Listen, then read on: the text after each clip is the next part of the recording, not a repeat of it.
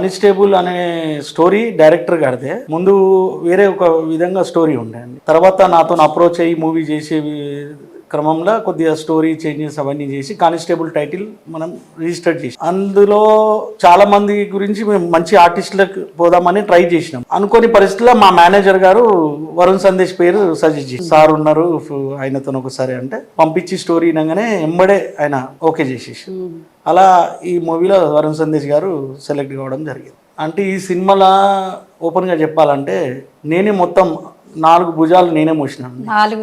అవునండి. ఆర్టిస్టుల కాడ నుంచి కానివ్వండి, ప్రొడక్షన్ షూటింగ్ టైం కానివ్వండి, పోస్ట్ ప్రొడక్షన్ కానివ్వండి, అంతా చాలా దగ్గరుండి అన్ని చూసుకుని. స్టోరీ వేరేగా ఉండండి కొద్దిగా.